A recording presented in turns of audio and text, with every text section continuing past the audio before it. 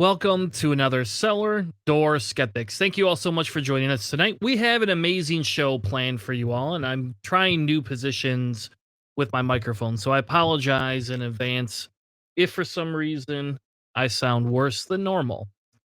I am trying to do something so I can get the stupid thing out of my face, because it is kind of annoying having it in your face there.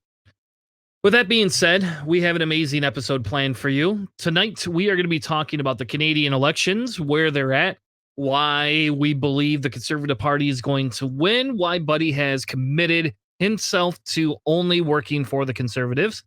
We're also going to be talking a little bit about Greece's wildfire and comparing it to another American tragedy, and essentially seeing if their leadership is any better than our leadership. All right. So tonight with me, we have Buddy the Lumberjack and Hanna the Skeptic. We're going to be talking elections, but before we get into that, why don't we talk about what has been going on in all of your lives? Well, on my end, not a whole lot. It's just pretty much picking peppers out of the garden and cleaning little bits here and there. Like, it's been a really nice, just docile week on my end. Playing some video games and just kind of enjoying the end of summer, waiting for whatever weirdness it is that's coming our way for the growth of the Delta variant and those kinds of things. But like, for right now, I'm just kind of in a nice stasis mode, not really going out and doing anything with people.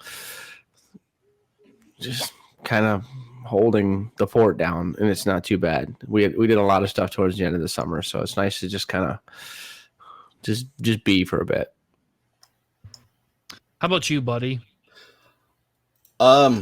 Just mostly, like you alluded to, we had our election. Just trying to make sure that the house is ready because winter is pretty much, I don't know, any day now. Even though tomorrow's the first day of fall, winter's going to hit eventually here.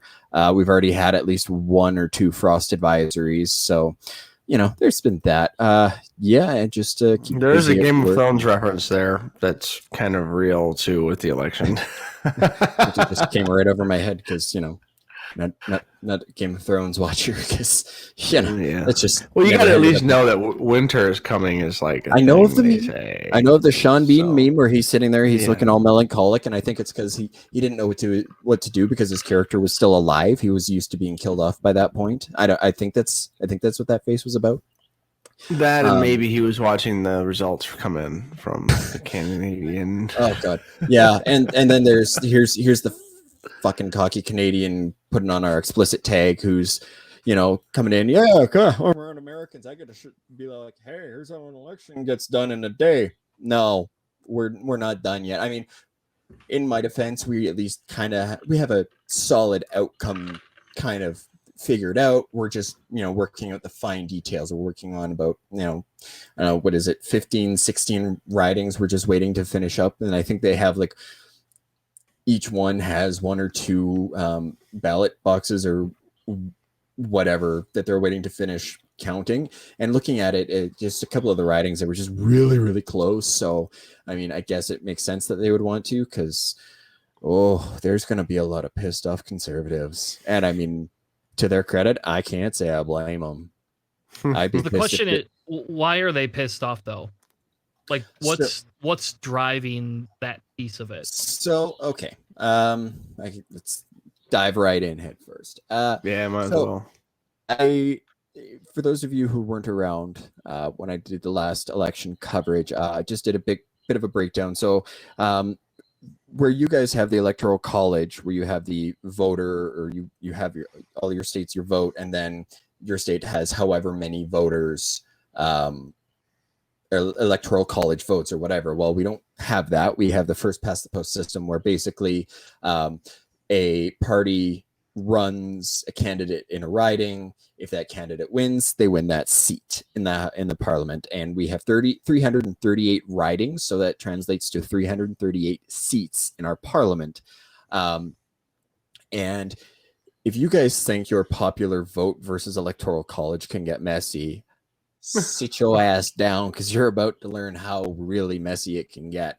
I even did like 5 minutes worth of a spreadsheet to kind of math out how weird it got. So of the votes that we have about 16,136,591 votes counted. So that is roughly half the population of Canada. I don't quite have the numbers for is that how much of the eligible voting population that is, though, to make a more substantive claim as to how significant that amount is.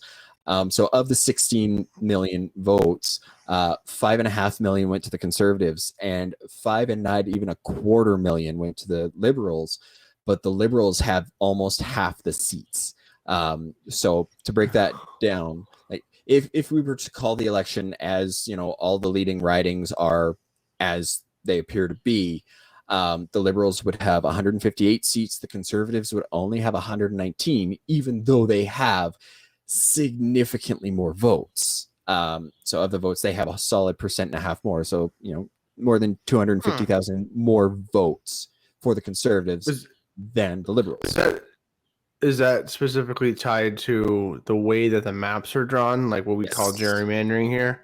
Yep, we're well, not so much gerrymandering, actually, because that's just not like where. That's not the biggest issue. That just happens, and it's something that I'll break down a little further. Actually, you know what? I'll just use Quebec as a perfect example. So the BQ, the Bloc Québécois, only have ridings in Quebec, and they typically win most of the ridings in Quebec. So they have right now, as it stands, 32 to 34 seats, all depending on how they do in those last two ridings. We'll say 34. You know, I'm just going to use the totals as it is now, just because otherwise I'm going to end up caveating myself to hell and back. So as it stands, the Bloc Québécois have 34 seats, and they don't even have 10% of the vote. Yeah, I see that. And then we have the NDP, who only have 25 seats, yet they have almost 20% of the vote. So they have double the amount of vote, but you know, 9 fewer seats in total. And basically, is that just because of how like the same way we have with gerrymandering? Is that literally just it's a similar consequence of gerrymandering? It's just we don't have the same issue where we have random lines being carved out to try to get certain voters into another riding versus into, you know, this one. Our ridings tend to be a little bit bigger, as far as I understand. But this is just like how they calculate, issue, like, though, right? Yeah, it seems like basically, because like that's what it does. Is like if you look at it, like if you look at the number of liberal voters, essentially, they essentially have more citizen power than the conservative voters at the moment, because if they have less of them that can vote, yet they can get more seats.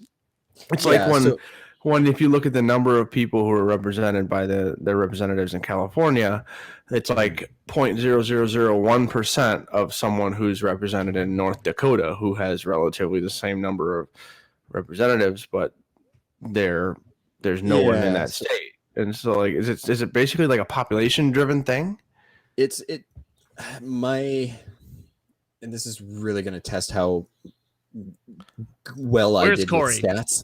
I think he's working now, unfortunately. So basically, it's just like the concentration. So in the areas where the Conservatives won, they won by a larger margin than in all the areas where, say, the Liberals won. Which is why the Bloc only have a small percentage of the vote, yet they have significally more seats. So then it's inconsequential.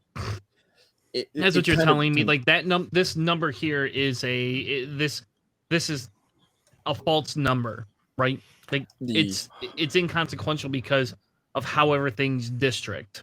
Yeah. So basically, like popular vote went to the Conservatives. Like the conservative, If all those conservative blocks, so every one of those little blue squares, if they won those 90 to 10%. Exactly. On all those cases versus the Liberals who maybe won 55 to 45, then the Liberals would have won that same number of blocks up there, but they would have won by a smaller margin in each case, therefore accumulating less total votes, but winning all of the head-to-head races. Exactly. And now I'm starting to see it. And if you take it back out, so you go to the News Interactive's link that we've got there, and you scroll down to like the map of Canada, you'll see like large swaths of orange and red and blue and teal. I think is what that color is. And that's where you're seeing. So the blue is of course conservative. The orange is NDP. Ask a weird question though? Oh, I love. Why in God's green earth is your liberals red and your conservatives blue, for fuck's sake? I mean, seriously, dude. Like, you're just trying to fuck with Americans now. This is like a South Park episode right here. Like, oh boys, come on, we're gonna go down to the range. We're gonna change up the colors on our thing here so Americans can't follow us. Come on, man. Like, somebody needs to submit that shit. Do you know how many times that's messed me up trying to think about American politics? Because I hear red state, blue state, and I'm like, wait, they're blue state. No, their blue states is my side. Their red states is the conservatives. Like, crap. So it's it can be a little confusing. But if you notice, like where they have the large areas where it's not cordoned off or whatever, like those are very sparsely populated areas versus where you see like you can barely see color because it's so many different lines. That's more densely populated areas. And the most concentrated areas, of course, are right around Toronto, Ottawa, because, Ontario has not quite half of the population of Canada, but pretty darn close. They have more than a third of it. That's for damn sure. Well, one thing that you have to think about here is also the United States may be doing this differently than everyone else, because doing a quick check on political color is a really interesting thing here. It says parties in different cultures with similar ideologies sometimes use similar colors. As an example, the color red symbolizes left-wing ideologies in many countries, leading to terms as Red Army and Red Scare, while the color blue is often used for conservatism, while the color yellow is most commonly associated with liberalism and right-wing libertarianism. Green politics is named with the ideology's political color. So it sounds like Canada and Europe and a lot of the other organized and industrialized nations are using the red for left and blue for right, and the United States is the opposite. Oh my God, is it like the metric system? It might be. It honestly might be. No, it's not the metric system. It's Canada being obstinate. You just need to toe the line, get in with America. Come on, man. But that's the most American thing you could have possibly said there. Is you sound like Skinner while he's standing in that broken window. It was like, are the children wrong? Or am I wrong? The children must be wrong. Like, this is you saying, is the rest of the world wrong, or am I wrong? The rest of the world obviously must be wrong here. Like, yeah. So just kind of a little bit of a further breakdown. Like I said, I did some maths. So if we were to break this down based off of percentage of the popular vote, the biggest winners obviously are the Liberal Party, because they have, like I said, they have less than a third of the vote, but they have almost half of the seats. And then the biggest loser overall is the NDP, because they have, not quite a fifth of the vote, but they still have less than a tenth of the representation. So that sucks. Oh yeah, it does.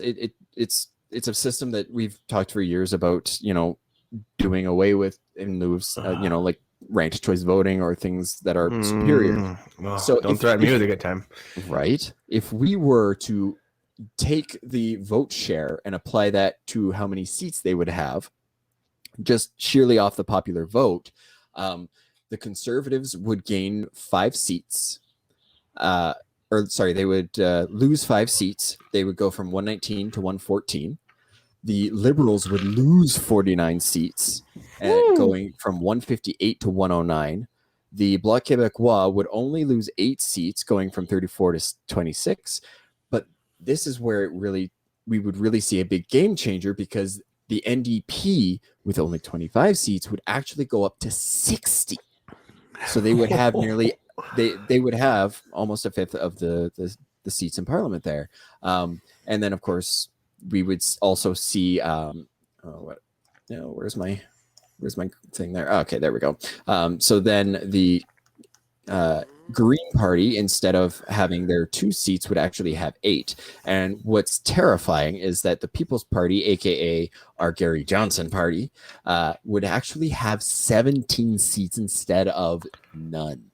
And then there would be 3 like independent or alternative parties, which I think right now the biggest other party or independent party is the Maverick Party, and I didn't even care who they were.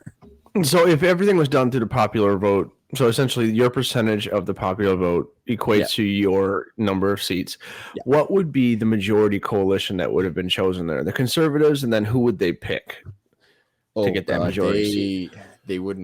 They'd have to do a lot of backtracking, and basically they would not get anything done to the point where the opposition, who would in this case be the Liberals, would actually be able to put in, I believe it's a vote of no confidence, which would actually force another election. Yeah. So in order to avoid that, like, do you have to have like 60% or more of the government? How much does it? So in order to have what's considered a majority government, you need to have 170 seats. So you actually need to have just over half instead of this, you need to have at least 60 or 2/3 or whatever bullshit that we keep hearing about from the States. It literally is you have more than 50%. So, 100 and so if of 338, 169 is half, 170 just over half.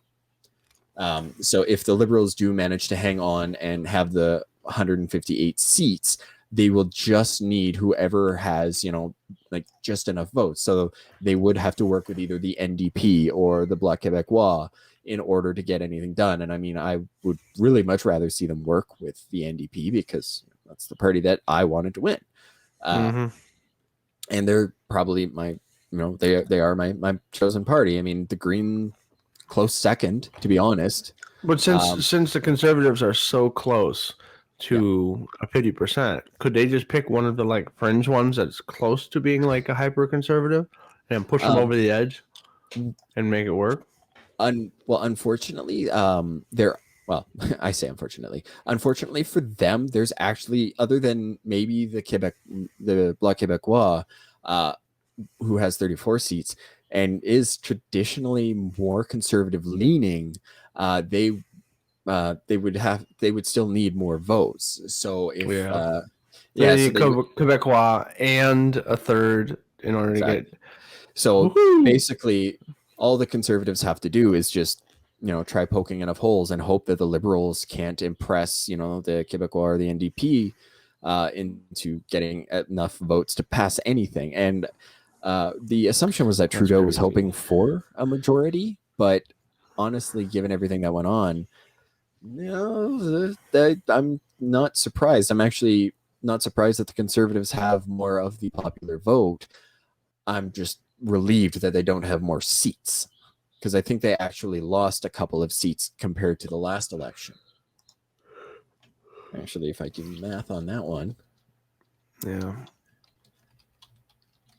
Oh, shit. Okay. So from 2019. So it sounds like this was not the best results that the Liberals were looking for, but it sounds like what everybody else, average person and regular people, were like, this is what's going to happen, you idiot. That's basically like everybody knew what was going to happen. And yet the leaders who are so far removed from what people actually think in this world, they were like, what? I didn't think. So the Liberals have gained 1 whole seat. The Conservatives have lost 2. The Québécois have lost 2. The NDP have gained 1. The Green have lost 1, and then everybody else is lost because nobody outside of those 5 parties has a seat. There was an independent who won a seat in the last election, but this was not the case this go around. So in the answer, the answer Hannah's question, there was almost literally no movement. Other than the Bloc Party essentially is getting more votes. They seem to be the biggest winners today. Yeah. So far, that's exactly how it seems. And Yeah. Because it says that the Conservatives did lose 2 votes. Yes. Or 2 seats. Sorry. Yes. Yeah. At best, they've only lost 2 seats. Yeah. And even when Bernie came in and said that he wanted Jagmeet Singh to win, it still didn't help a whole lot, huh? No, Well, I nobody think it was cares in because that was Canada what Bernie says. I do. Or I you think shouldn't. I think it's because Bernie only tweeted it. He didn't like come out and do a once again. I am asking you to support Jagmeet Singh. He is a beautiful man. It's probably one of those things where there's probably some ethics rules that Yeah, you know, which is kind of funny given that American politics has such a stranglehold over Canadian politics. Like the last election, Keystone was a huge deal, and that was very much reliant upon Americans. And I mean, we all knew how that was going to go when Trump didn't win.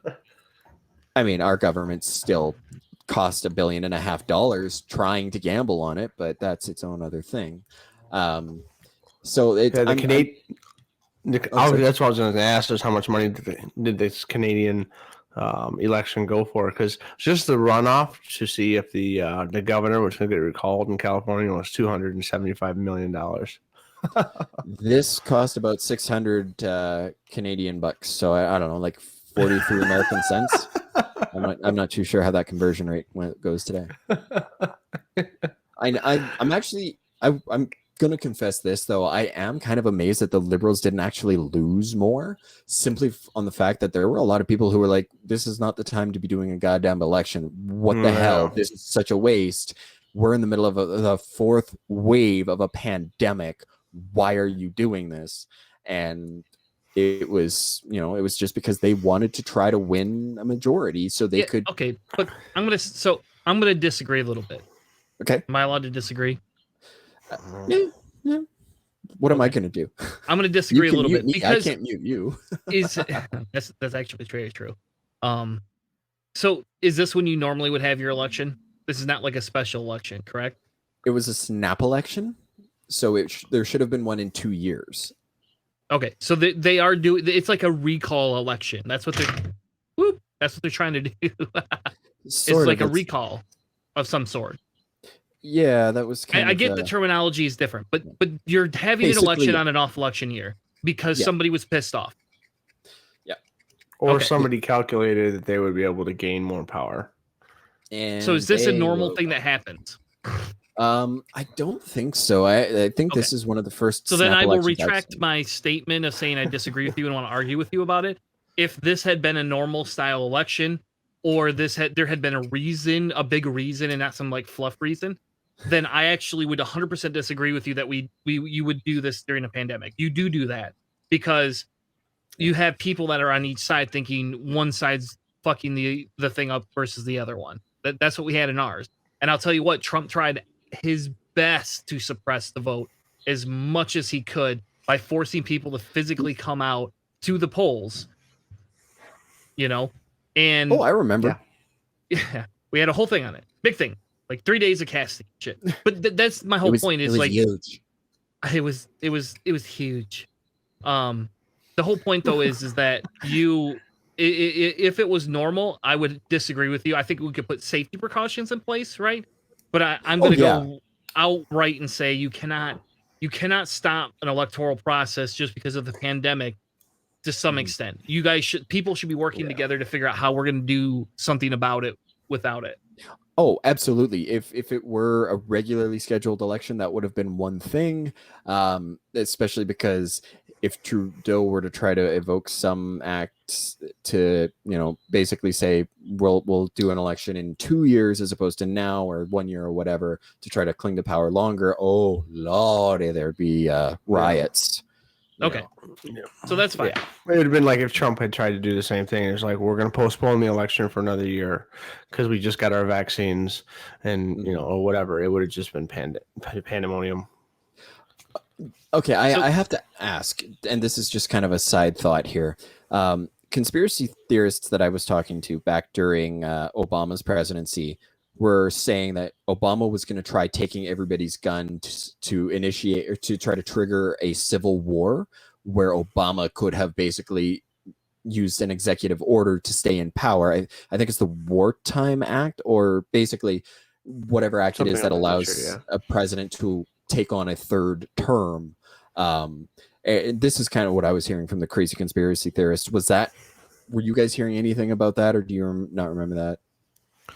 Well, it depends on which side you're on. Like, the conservatives were saying that about Obama, and then the progressives were saying that about Trump.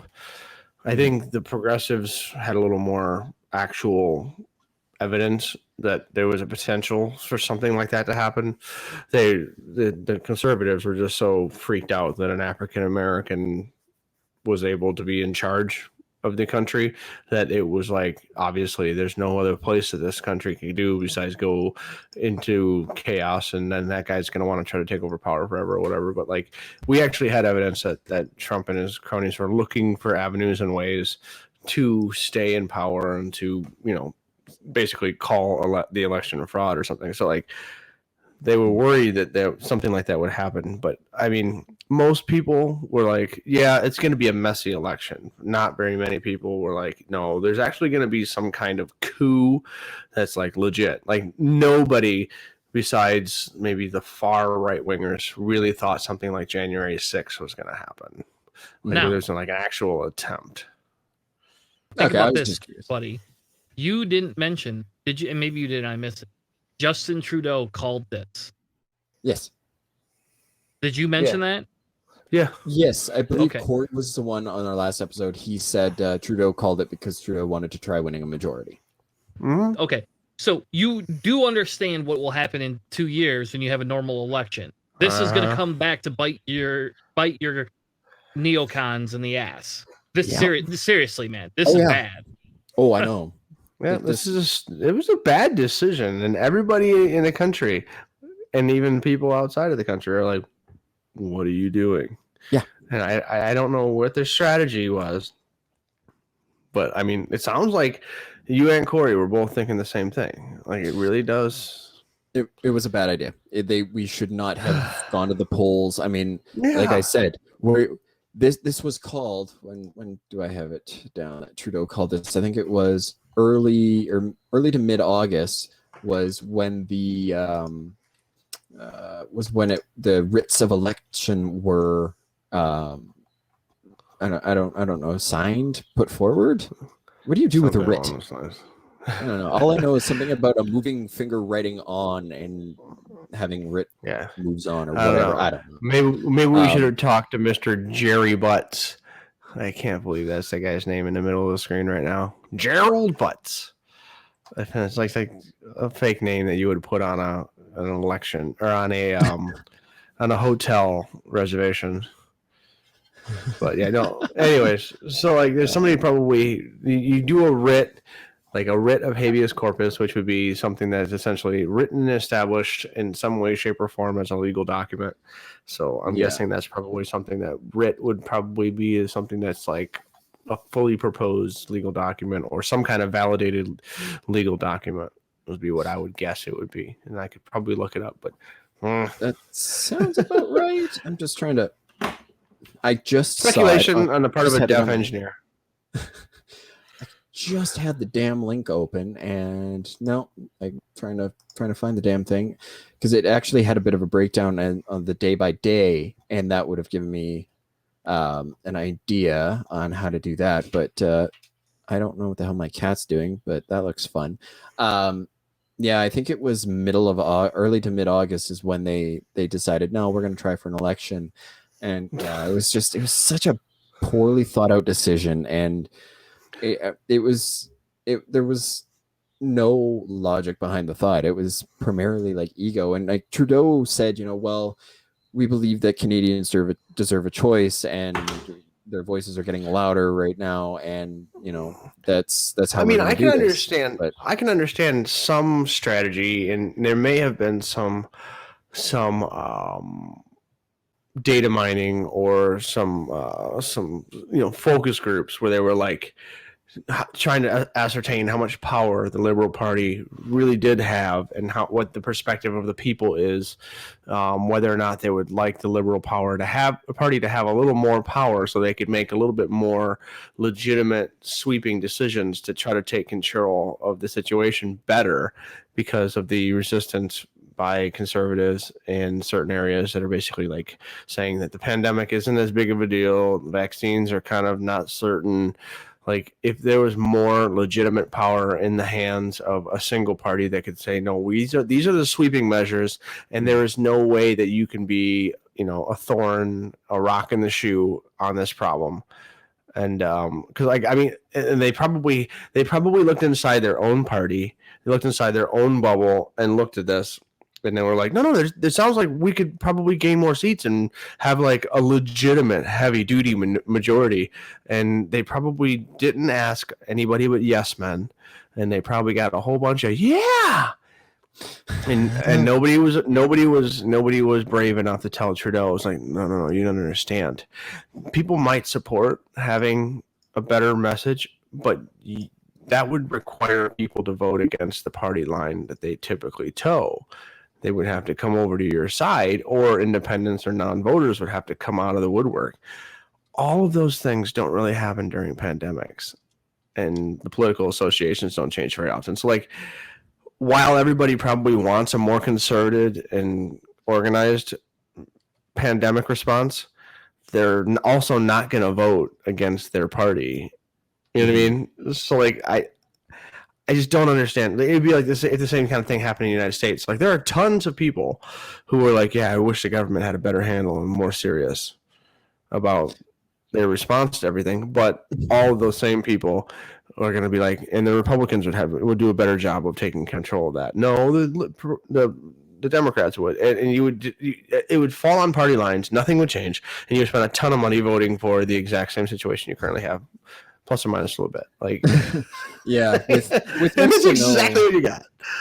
Yeah, and there was so little change. This is very likely going to be a big talking point in the next federal election. Is the Liberals forced us to go to the polls, one, in the middle of a pandemic, two, at a very bad time for us. We should not have been going to the polls, and they wanted to simply because they thought that they would win if they did.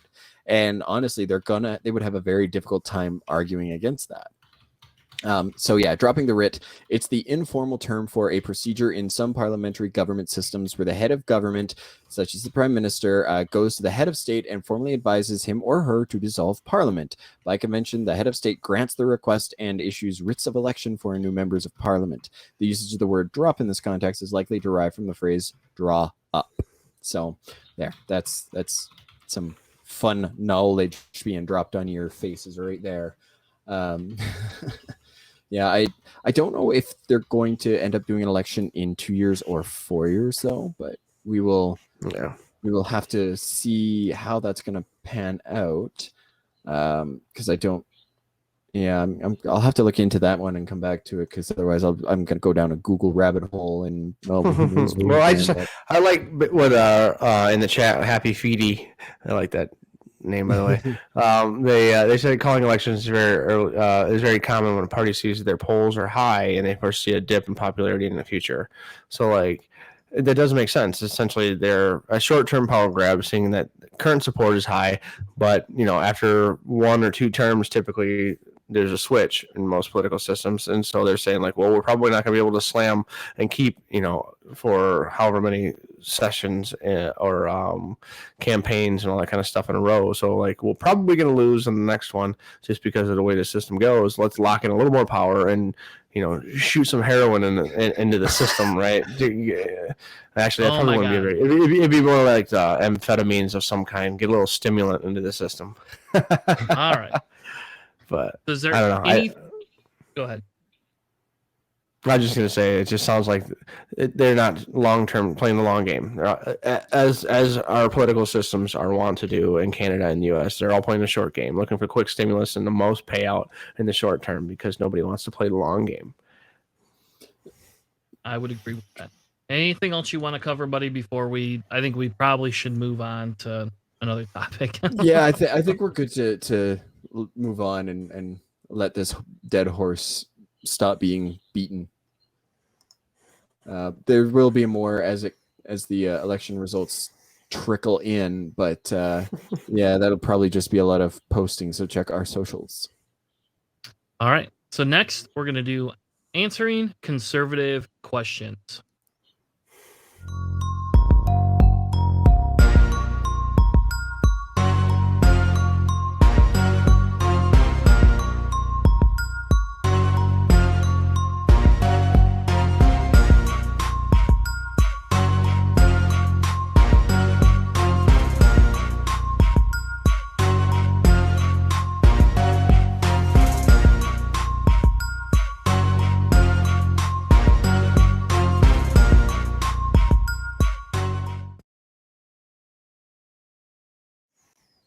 All right.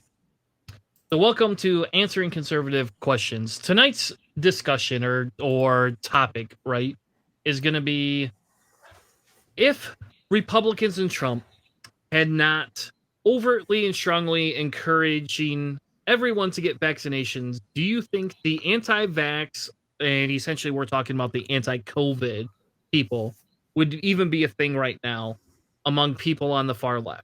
So if Trump endorsed it, right, and was all powerful, and again, we're going to also assume that Trump's going to take full credit for vaccine development, which he did anyway, but we're going to just pretend that he definitely would be doing that anyway. But do you think the anti-vax movement would be as big or less or bigger? We didn't draw straws. Who's going first? Buddy, you can have the first straw because you're the Canadian on the podcast. I'm not sure if you're treating that as a handicap or not, but we're just gonna move forward anyways. I don't know. Depends on if your party decided to call an election in the middle of a pandemic fourth wave to try to get more seats as a power grab. I don't know. You tell me if that is, then maybe you are the short straw in the well, he's the NDK, he's the NDP guy, so yeah, my party didn't. Okay, so if Republicans and Trump had been very pro-vaccine, would anti-COVID vax still be a thing among people on the left? Yes. And the anti-vax movement is a very remarkable and interesting movement in and of itself because it crosses party lines. I mean, on the right side, you have the "don't tread on me in my snake boot" types who refuse to do anything that they think is infringement on their freedoms because they don't understand what freedoms are. They have no problem telling others that, there's things that have a cost, except my freedom. My freedom is free. Free is right there in the word. See? Logic. And why do I always go just disgustingly, vulgarly Southern on that one? Yeah, that doesn't suit you well. No, It does not. And I apologize to any Southern listeners who might be annoyed by that. That's terrible on my part. And then you go to the left side and you have the anti-establishment, those who refuse to, accept that maybe it's a good thing because no, it's corporate, therefore it's bad. So you have dogmatic believers on either side and different reasons. Neither of them are really informed by science because they have their belief system and nothing's going to challenge that. And this is a consequence of being human. It just is what it is. I mean, yes, I'm more inclined to agree with somebody who is dogmatically left than dogmatically right, but that's just because we're on a similar side of the spectrum. They're just a lot closer to the edge, and that is what it is. But it absolutely would be a thing on the left because I know that there are people who, while it's great that they are able to, or that they, say similar things to me, the problem is that they are basically like the average conservative, which is they just hear the buzzwords and the talking points. And this is something that I'm always concerned that I myself am doing, is just kind of wearing the banner and talking the talk, and that's it. And I try to let that fuel how I approach things, how I question my own stances and hold myself accountable. but there are those on the left who hear anything conservative. And I mean, this is a knee-jerk response that we have. We hear conservatives, and I can feel the hair on the back of my neck go, and my knee starts to go, no, go away. And that's just a reaction. But my logicer side of the brain kicks in and says, well, let's hang on a second. We gotta, we can't just write it off because we don't like who it's coming from, or we don't like where it may have come from. I mean, broken clock is right twice a day. So conservatives are bound to agree with me on something eventually. It's how I am not bothered when I hear Ben Shapiro saying something that I agree with. Not that I've heard that recently, but it's how I square that circle.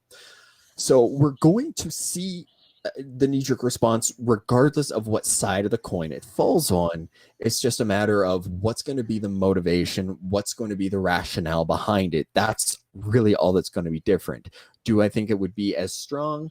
Probably not. And I think that's due to the fact that even while yes, people closer to the middle tend to care, well, people who identify as closer to the middle are less extreme. On the left side, we tend to see more of I want to be right for the right reasons. I don't want you to be wrong for the sake of being wrong. I want, like if I'm right, I still want you to benefit. Whereas on the other side, it's a haha. If I'm right, that means you're a pathetic lib turd. Haha, pwned. So admittedly, they're like not all on either side are going to live up to that. It's kind of a generalization, and I recognize that it's just a trend that I've noticed. So it's more of just what's the reason going to be behind it, because we're still going to see it, like it or not. That makes sense. I mean, both sides have an anti-science problem because our country itself has an anti-science problem. So it does happen. I just a quick search pulled up articles from 2015 when anti-science views are a bipartisan problem. Like, this isn't something that's particularly uncommon. And so if Trump would have won, or let's say the vaccines came out in 2020, they came out in February instead of November, what changes, right? So this is going to be the pandemic's over. We ended it. We got the vaccines. Everybody take the vaccines. I totally developed them. These are what I funded. It's great. Like it would be a thing that he would take ownership of. And they were desperately trying to get that to happen before the election. And they even said that the FDA was pushing approval back in order to hurt the Trump administration and then furthering more conservative and conspiratorial thoughts. So, like, in the end, this is a problem that would happen regardless. But if this would have been something that happened earlier in Trump's administration, where he could take ownership of it and really say that he did it, I do think that it would become less of a political ideology point, or actually part of the party platform for conservatives. I do think there would still be a bunch of people, and there would be people on the left that you wouldn't expect to be skeptical because it represented a win for the Conservative Party, and that would be kind of unfortunate. And it's kind of a surprise, but I will say that without question, there are people whose political ideology informs their scientific opinion, even on the left side. But it would be really interesting to see what the outcome would be for the southern states and the states currently seeing really, really high numbers of Delta variant. If, let's say, Trump got reelected and all of this was like, this is my pandemic, my vaccine, I'm solving the problem, would the conservatives be on board a lot more? And I do think they would. I really do think that there would be a higher number of people in this country that would be vaccinated. I think there would be a larger number of progressives who would be skeptical and wouldn't have got vaccinated, but I don't think it would be as large as the current numbers are for conservatives and libertarians and centrists who are vaccine skeptical. I think it's bigger now than it would be, even if Trump, if he had won and supported it, everything. Like, I do think they would have come to and we would see much better numbers and in potentially better case and scenario for the United States. Without a doubt, there would be a bunch of people that wouldn't have died. So, in my take, I think there's two things that have happened, right? And the two pieces that we have to dissect here. If Trump had been very pro, red states would not have anti-vax literature, billboards, commercials going live all the time, right? And I think this is less of a left versus right divide, personally. And I think this is more of a conspiracy, where you get your media and your information and what you're bombarding with divide, right? So if you look at red states that have higher amounts of propaganda, they have lower vaccination rates, especially among Democratic voters, typically black and younger people. If you did not have that issue with Trump pushing red states and these things to say, hey, no, we're not going to provide vaccines for people, right? We would not have the same issue, in my opinion, with the Democratic populace. So I don't think that more conservatives on a whole would be the ones getting vaccines. I think conservatives and Democrats on a whole in red states would be getting the vaccine more often. So the long way around it is, yes, I think if Trump's rhetoric was not a bunch of bullshit and he had owned up to this and taken credit and said, this is all me, blah, blah, blah, blah, blah, we would have more people getting vaccinated. But I don't think it's just because conservatives would be. I think it's because the propaganda and the literature would be less. I also think that Trump, some of this is a planned attacks, right? Trump was very pushing against it, because if he doesn't get in, it's a twofold, right? He doesn't get in, he could just double down and say the vaccine's bullshit, blah, blah, blah. If he does get in, he then has to figure out how is he going to curtail this and spin this. And I think he felt the higher probability of him not getting in must have been higher than the election before, or he just or before it was that much of a surprise too, right? That like the second time around, he's like, there's no way I'm gonna win twice. I'm just saying I want to win twice, and I'm gonna throw a fit like a baby if I don't. But there's no way I'm gonna win twice. So I think that's really the big thing, because yes, Trump supporters are less likely to be vaccinated, sure. But at the exact same time, those red states are pushing that propaganda down. So I think that becomes the higher level of understanding what it is and where we're at with it.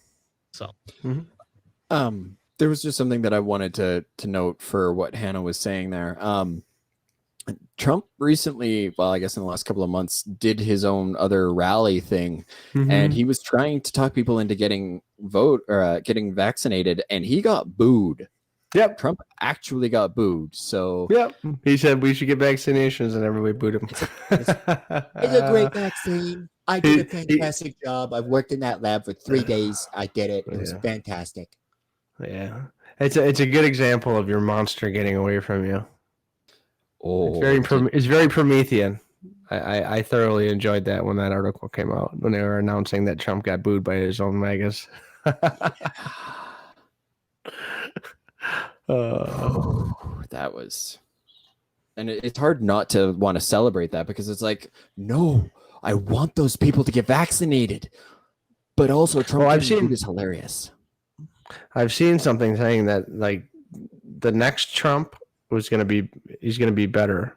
He's going to be more organized and more politically savvy. He won't be, chaotic evil. And so like, I'm worried the next person won't be completely won't just be like a completely unorganized doofus who just landed on this golden egg of power. Like, I really do think the next person who's going to use these same messaging tactics, I mean, there probably won't be a global catastrophe that they can ride the coattails of toward power, but you never know. We'll see what happens. All right. With that being said, let's move on to our last segment for the night.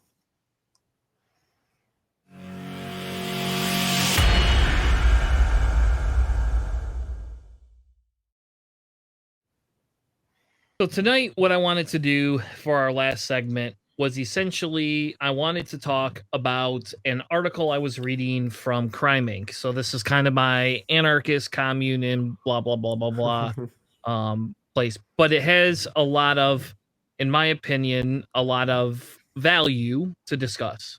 So essentially, Greece is burning right now. I don't know if you've heard. Greece is burning to the ground. They are having wildfires. I mean, who knew climate change was real? I sure as hell did. I mean, I was told by enough people that it's not real, and nobody seems to care. I guess I don't know. It's just weird that the Canary warmer. And I keep reading about the Canary Islands exploding. That was interesting, but the Greece fires are interesting as well.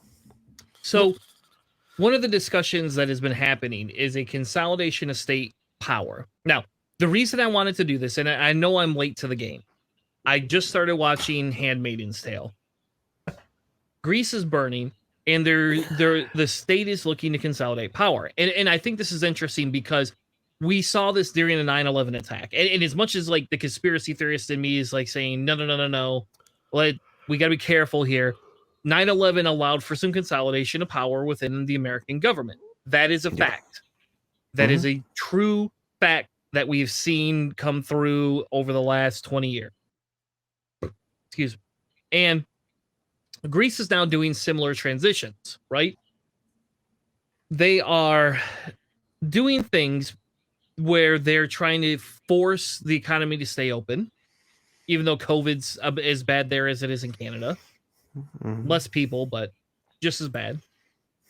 A little smaller. I guess, I don't know. Maybe they have a higher per capita people there. I don't know. I was going to say, you should Google that. Smaller? I'm working on that right now. Because Canada has way too much land and not enough people on it. And that's just because it's so damn cold up there. Which actually is probably going to be good because in Michigan, when it starts hitting 150-degree summers, I'll be moving to Canada pretty quickly. See, there you go. Yeah. You in 10 years, buddy, you and I will be like roommates. Like we're going to all be living together. You'll be having air conditioning though. There ain't no way I'm living in your fucking town without air. Anyway. Well, the people that live in Lake Louisiana are going to have to go north, so. Yeah. So, all right. Anyway, so going back to the topic at hand, right? And I guess let me transition the screen over. While you transition, Greece has, as of 2020, has a population of almost 11 million. What's the population in Canada? 26? 34 million. So okay. they have they're a lot smaller then. But they have like 1/10 of the land, if that. Yeah, but nobody lives in Canada to live in the northern parts. There's like nobody living up there. Haven't you seen any of those like documentaries? Except Dexter. Right. Or no, that was Alaska. Dexter's in Alaska. Yeah, that's Alaska. Yeah. So anyway, American Canada. Greece is looking at a dystopian style power grab, and I know this article is a little bit more aggressive in their terminology and what they're saying. It is an anarchist a thing, so I will acknowledge that. But watching The Handmaid's Tale made me start reading through this stuff because I'm watching this and it's like crazy how that started, right? And I know that's this dystopian theory, right? That this could really never happen, 1984, but this shit is happening. And like watching that makes me sit back and go through some of those Trump rallies and some of the things that he had threatened to do that he just never did. Luckily, our government must not be that shitty because we haven't had to worry about a dystopian power grab yet. But in The Handmaid's Tale, they really go after it. I mean, like, it's like, boom, sweeping.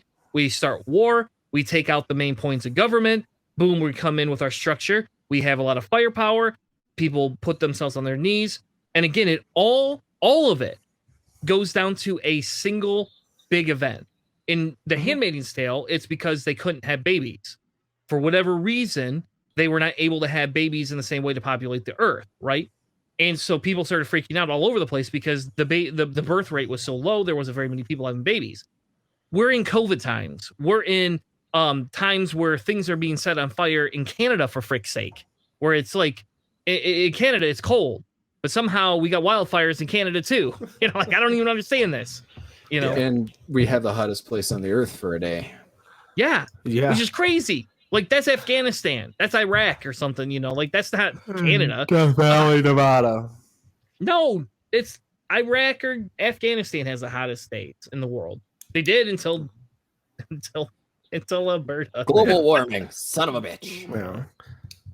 Anyway, but in the end, yeah, this is so like Greece. And if anybody doesn't really know the history, like Greece and some of the stuff that's going on to that, Greece basically went bankrupt within the last, I think it was like 7 or 8 years ago, and it was like a massive problem with these huge calls for austerity. And the European Union basically said, no, you guys owe us X, and they decreed down for austerity, is essentially saying that because modern monetary theory isn't something that large systems use, then they could have easily fixed this problem that they had in Greece. Instead, they used the idea that that Greece basically needs to pay this money back, and the best way to do that is to basically force suffering and poorness throughout the entire country, and call them to cut back their funding so much that all of these kinds of things are side effects and symptoms of the fact that Greece essentially was slammed. And so if you look at like countries in the history before massive power grabs and things like that, and we look at the German populations and stuff like that before, like when they were looking at massive austerity, and the rest of the world was like, you're the bad guy, we're punishing you,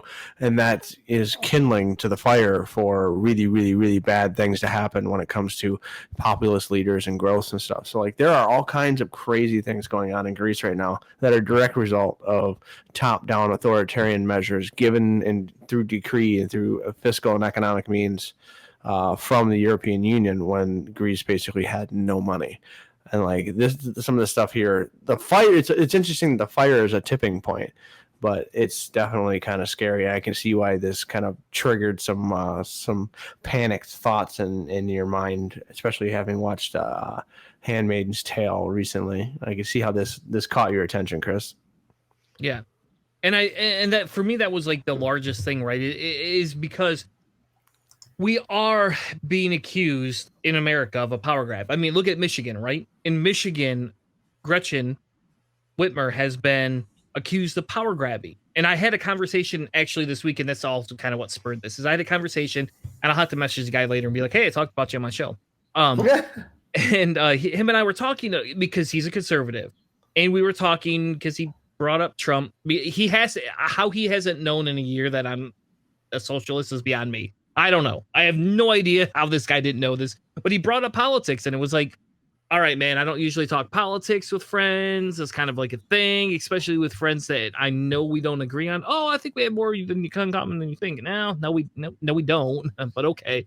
I didn't vote for Trump twice, and then like we had a conversation about Trump, right? And I was like, I understand the first time people voting because it's a, you know, you get duped. It's a thing, you know, blah, blah, blah. I don't agree with it, but I can understand it as a conservative. But the second time, don't you want to see the Republicans remove them from power and this and that?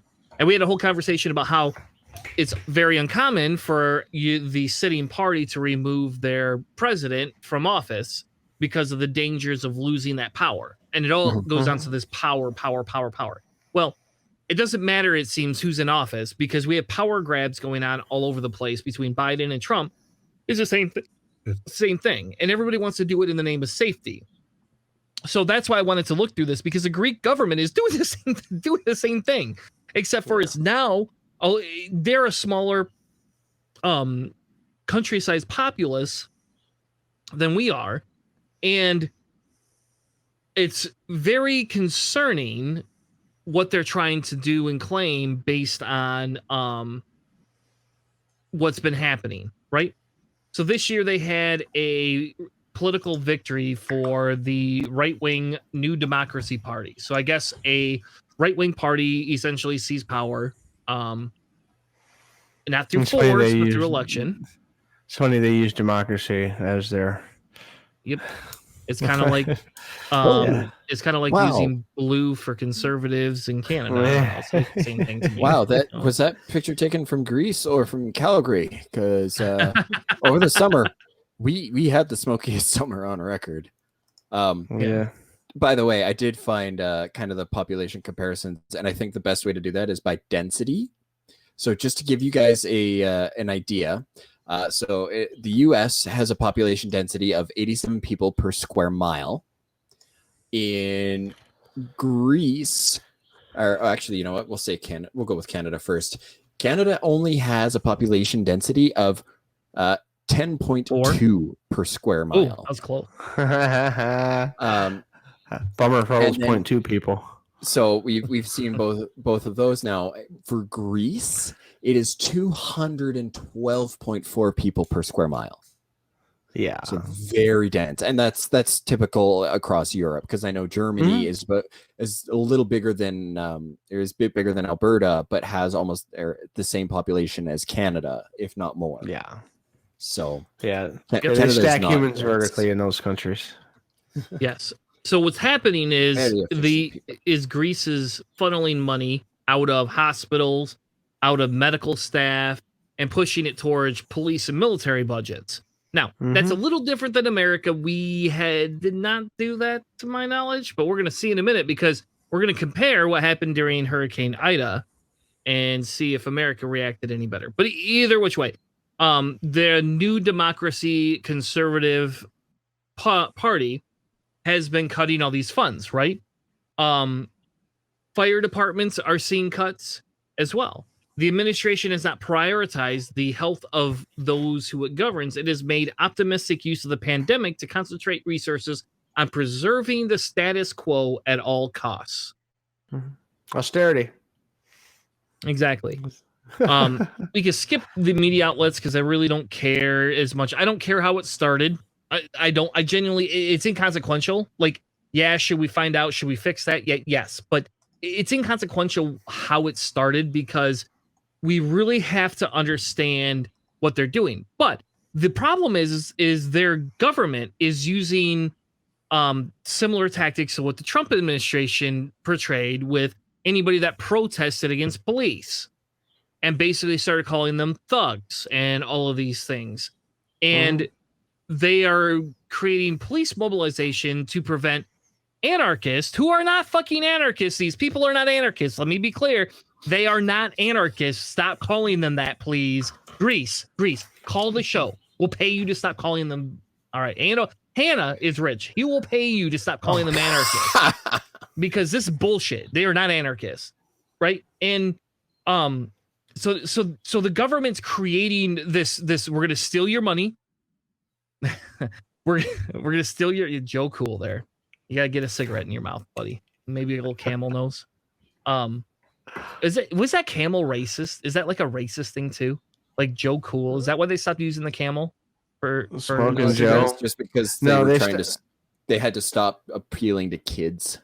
Yeah, they found that the only cartoon character or public character that children knew more than Smoking Joe was Mickey Mouse.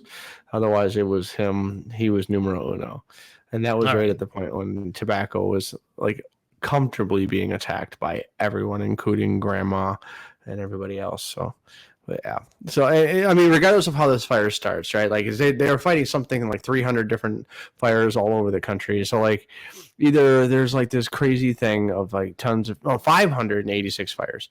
So it's either there's this crazy concerted effort, right? This 9/11 sized effort where all these conspirators are all working together, and none of them were unhappy and just decided that they were going to be a whistleblower and tell everybody about it. Like there's a whole bunch of stuff that's happening. The explanations they give, there's a lot of strategic or infrastructural things that were basically going on. And then on top of that, like, the idea of using fires to make property and land more usable for commercial things. So like if land burns down and loses value, easy to purchase, all kinds of things like that. It's like all of these things, this perfect storm is, one of those things. So like I was saying, like the Handmaid's Tale. Yeah, it's like a tipping point, essentially, some major thing that happens that kind of tips the momentum from one direction to the other, a la Malcolm Gladwell would explain, And it's just, that tipping point is a thing that a bunch of different groups cling on to, and then it becomes like this starting point. But like where it ends up doesn't always reflect that starting point. It's just that provided some movement and some momentum, and then a lot of people may be using say like, see, this is why, and see, this is why, and this is why you need this authoritarian power or whatever. I don't know. I'm worried about the Greeks, and I have been for a while, ever since the economic turmoil they had. Like this is the kind of thing that you would expect, and these are the kinds of things that could happen in the United States. I mean, in bigger countries, if we don't pay attention to the way we monitor and run our systems. Yep. Now it gets worse though. This sure all gets a does. little worse because Yeah, they throw are turkey in also they are also stopping immigration. Mhm. And you want to hear something crazy? The UN donated money to Turkey to try to fix the problem instead of allowing immigration to happen. That's crazy, right? That's like, holy shit. What is wrong? Why are you paying billions of dollars to stop immigration? I don't know, man. That's another topic. I don't want to get down that rabbit hole. We should definitely cover that though, because that's The European Union is very big. elitist. They're very elitist, and they take a very bad perspective towards immigration. Like they do. They just do. It's a problem they have. Greece is doing similar immigration tactics that we have been doing, right? They built a wall. Mhm. They are finding people that crossing the border and sending them back, right? There is some groups that are using violence against them.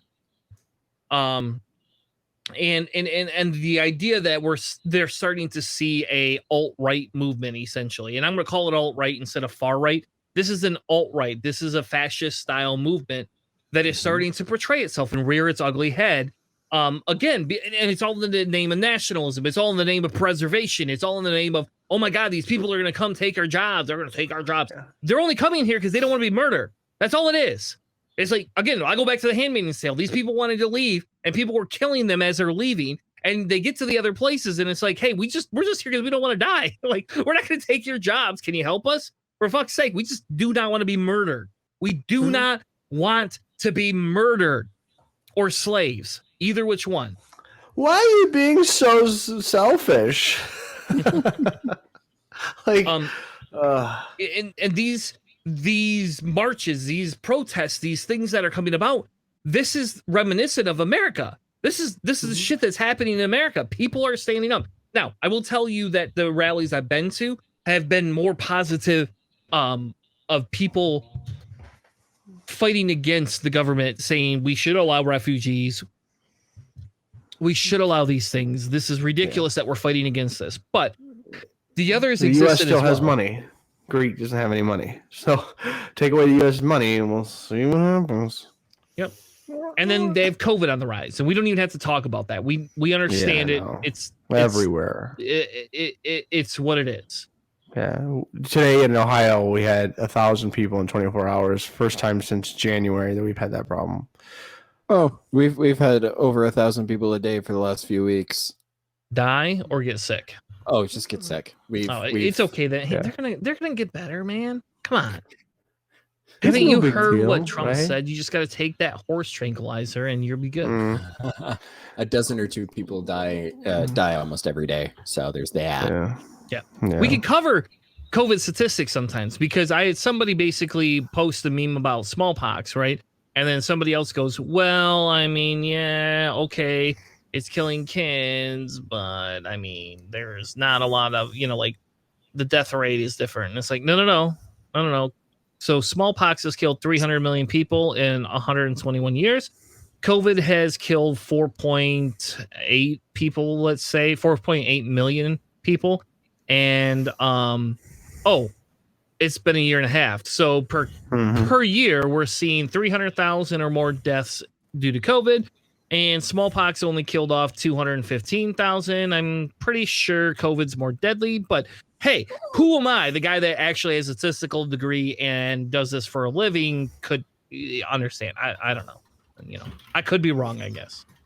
I thought the COVID deaths in the U.S. were over 600,000. Quit fact Oh, you're checking talking because per you're year? oppressing me. You're oppressing me with your facts. Okay. Are you going to quick fact check me or not? I don't think you could Google faster than I could talk. And I can No, mute you. I said you're oppressing me with your facts. Oh, well. Because you're providing actual hard facts and trying to prove your point instead of just letting me argue my point regardless of how nonsensical it is, because it's so important that you just let me have my opinion and let me be wrong. Okay, right. enough sarcasm. Yeah, moving on. Yeah, that hurt me to say. Next. So on top of this, like, so it keeps getting worse. Greece is finally. I want to hear you say.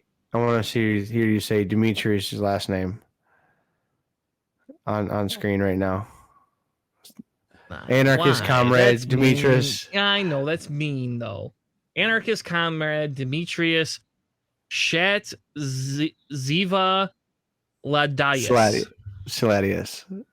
Hey, pretty close though. That's pretty good. Ziva Saladius. That is a name, dude. Woo! Yeah, that's some crazy. Right, that Damn, is. them Greeks Greek though. names. The Greek names are like I actually do better with names. It looks like they pulled letters out of a hat. It really Asian does. Pacific than I do with Greek names. Yeah, it looks like they pulled letters out of a hat. It's like the worst game. Okay, Hanna, it's not Scrabble. It's not Scrabble. I was gonna say it's not Scrabble name. Now I'm gonna have to retitle the episode. Hanna thinks Greek people's names are from Scrabble. The Scrabble people wingdings. are on fire. The Scrabble people are on fire. Scrabble people are on fire. All right, that's a better name than I named the episode.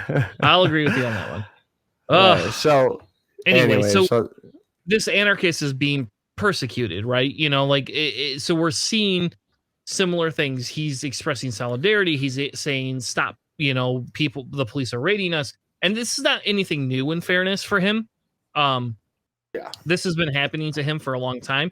And this is usually what happens when you're a socialist anarchist. It's kind of a thing, you know. I mean, you call things out. It is what it is. You want to see things torn down.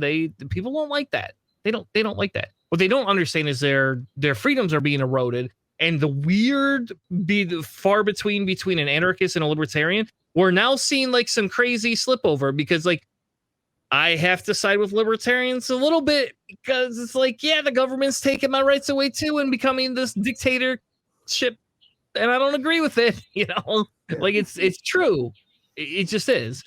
And so I don't know. Like this article essentially, you know, now we got to talk about and let's compare, right? Let's compare what happened with us in the hurricane, right? So we are still shutting people out of the border. Biden is still kicking people out. It's still happening. We still have concentration camps. And I don't know if that's a dirty word to say, but like we have camps that we are housing people that don't have passports and are coming illegally over the border.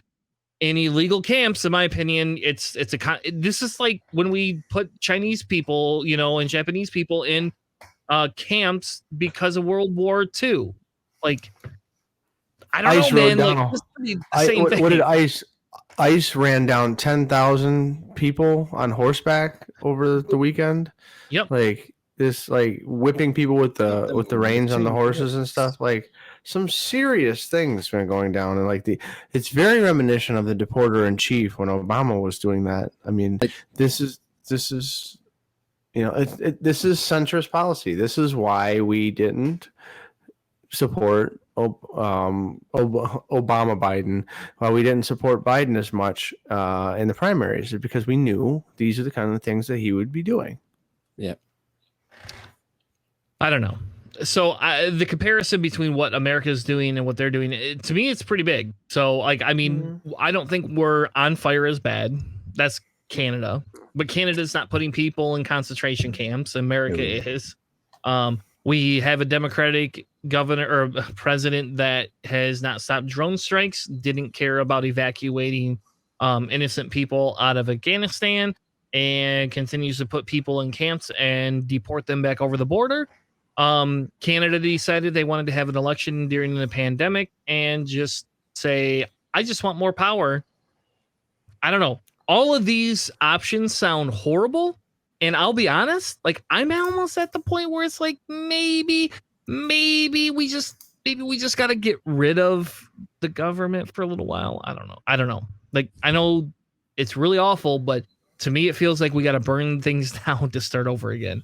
I don't know. There's the title of your episode: burning things down to start over again, and stop burning Scrabble people. Yeah.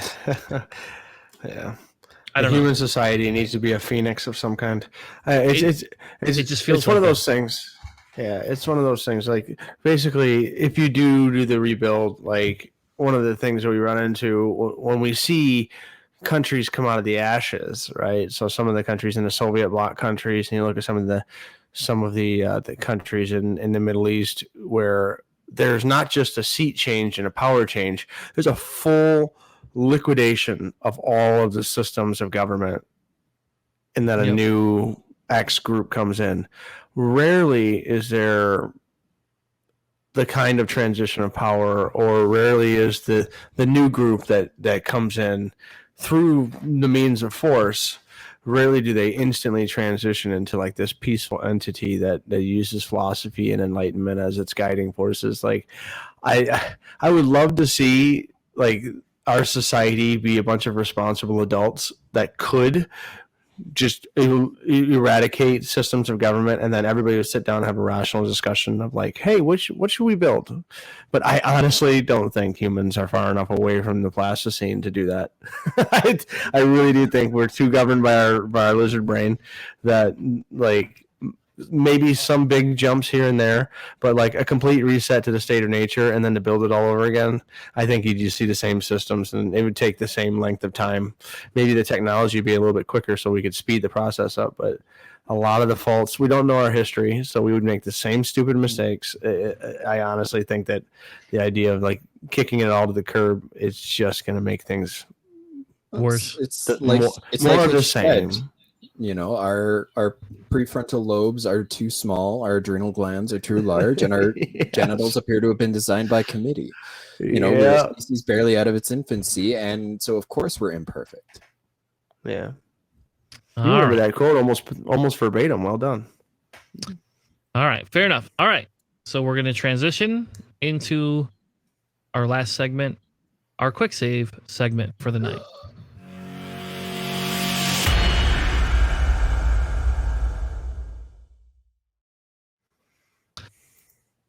All right. So tonight, my quick save is a Kickstarter, which if you still want to donate, there's still you can still back the project, called Duruti, Shadow of the People. So think of it this way: what if Braveheart was a bit more of V Vendetta and set in the Spanish Civil War? What if the story revolved around ultimate working class heroes, a modern day Robin Hood with the future in his heart and a gun in every pocket? A man who battled the forces of evil, powerful, the wealthy, the corrupt, on behalf of ordinary people, inspired by the ideals of liberty, equality, and justice.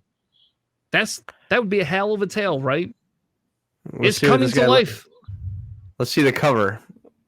Like, is there like a picture? Yeah, there you go. This is Duruti. People.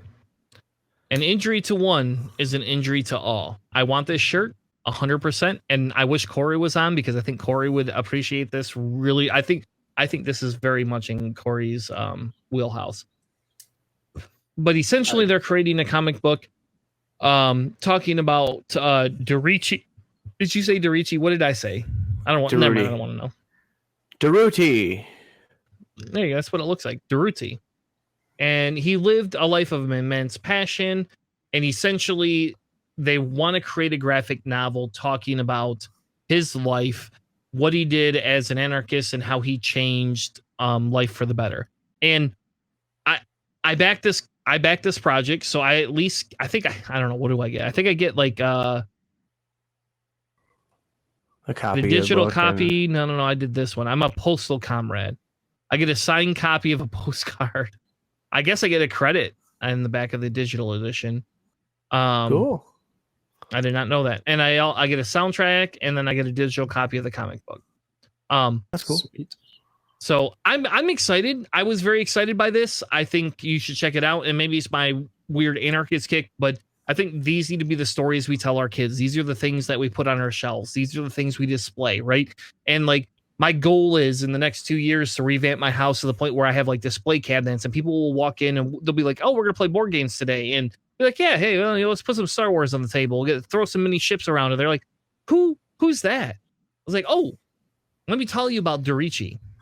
Let me tell you about him. We're going to have a conversation about anarchism. You know the tragedy of Dark Plagueis the Wise? Yes, I absolutely do. And I don't know if I have a problem with Darth Plagueis in the essence of how he was created. I prefer Darth Bane in the long run of things, but, you know, I don't know. No, not for anybody else. I'm right there with you. No, Darth Bane for me, all the way. Yeah, I think Darth Bane is the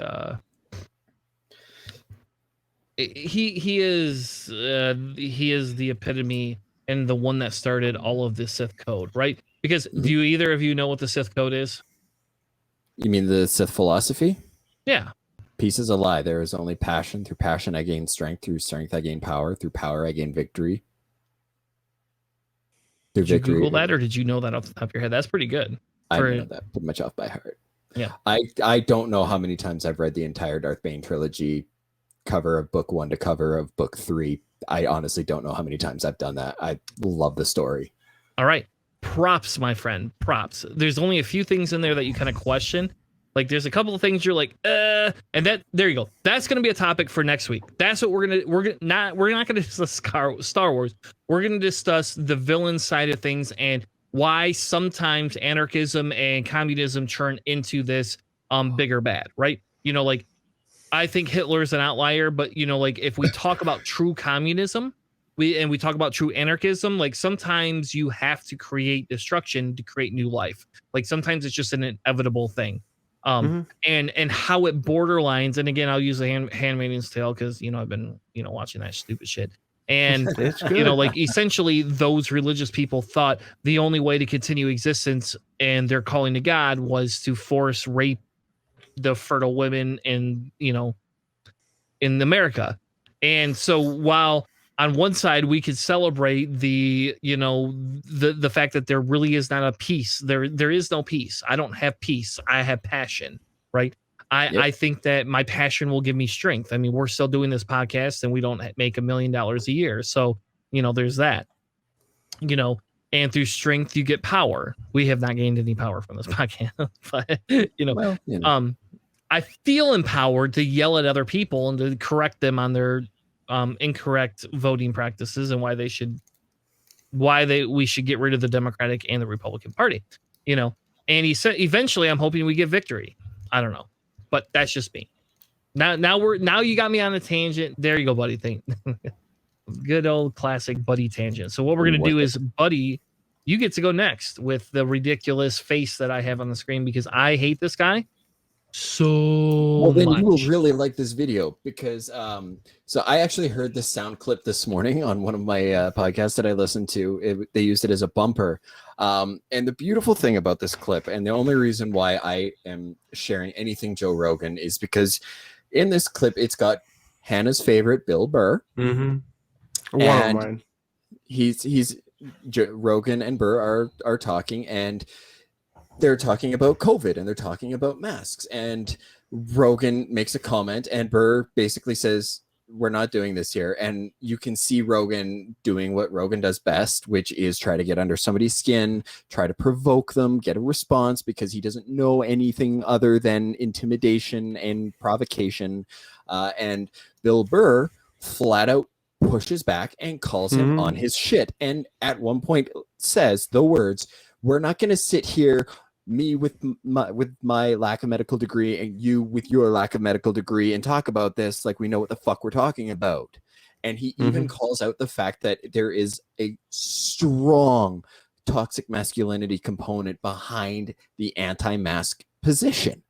And Burr calls it out in a very beautiful way, to the point where it kind of wipes that smug shit-eating grin off of Rogan's face. And I really enjoyed the fact that he basically got smacked down from trying to goad a confrontation and a scrap, basically, because that's all he knows. Is he only knows how to win if there's a scrap. He doesn't know how to win if he actually has to provide a basis for his points. And I would just honestly, it sustained me, and I think it is good for the mental health. Fair enough. Yeah, no, it was a good slapdown.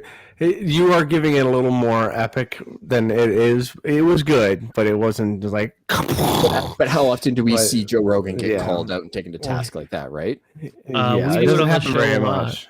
I mean, Well, it doesn't happen somebody much. he brings onto his show. Yeah, it doesn't happen on his show because people like to bring people on that can confront them to their own game. But Burr is just one of those guys you can't be. He's too quick.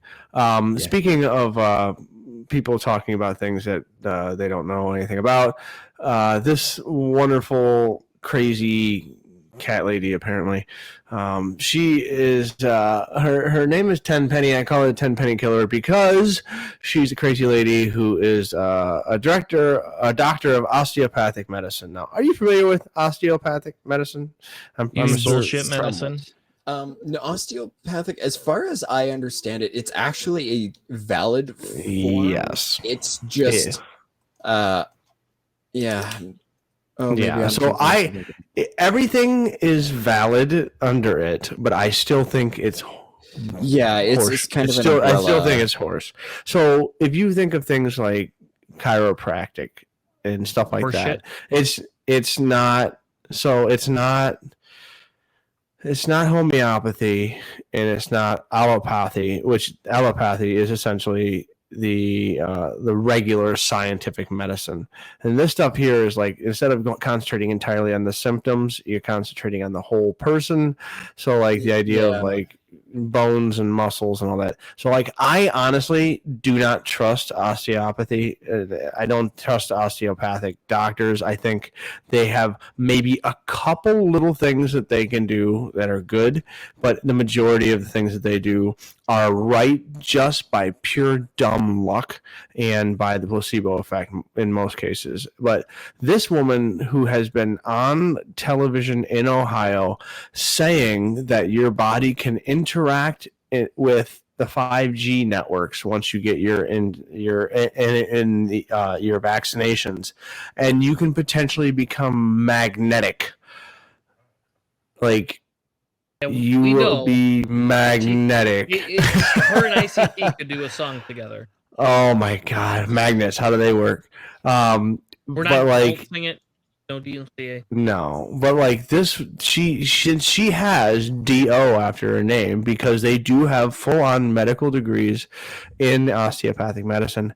She just recently was given her license. It wasn't taken away. They didn't remove it. They let her re-up her license as an actual doctor who does things in Ohio, and pretends that she's helping people with the stupid that's inside of her face. And so that's where Ohio is that we think that someone who goes on record saying that COVID vaccines can make people magnetic and can interact with 5G networks, those people still get medical licenses here in Ohio. So if she is influencing anyone, she's influencing people, and she is probably responsible for some deaths. So I call her the Tenpenny Killer, because screw that lady. Could we call her 10 Pennywise? I was thinking that, and I don't know. It just seems long. So the roots of osteopathy and osteopathic medicine are very wooey and I know. That's why I could not. All right. Modern doctors of osteopathy apparently are using less osteopathic manipulation and appear to be less in the gray area overall. But you still get like 10 penny. I can provide a science-based medicine article if you want, and that's I think that's one of the best resources. Give it to Hanna. Hanna has a task. No, I read through. No. I read. You're gonna do a whole presentation you want to actually break it next down? week.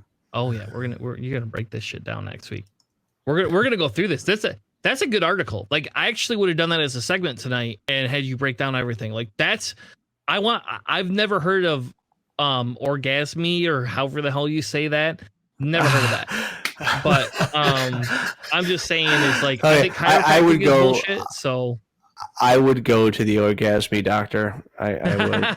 So you not have enough orgasms in your life, Kayla. Caliente. Do you need to have more orgasms than? All right, I'm gonna move on. We're gonna end the show. Isn't that some Asian doctor? No, stop. I'm gonna mute you. Oh my god, I gotta flip to my other screen. Gonna mute him. There, done. Rude. I rejected you. Rude. Nobody can hear you. All right. With that being said, let's go ahead and end the show. Thank you all for joining us tonight. We've had another amazing Cellar Door Skeptics. We are out till next week. We will be back with episode 289, 288, where Hannah's going to have a whole scientific breakdown on woo-woo medicine. So the whole episode is going to be Hanna. Actually, Hanna, you have nothing better to do this week, because I heard you were playing video games. I want a new episode. I want a woo-woo episode. You're going to lead it and get it going. All right. With that being said, we'll be back next week. Have an amazing night.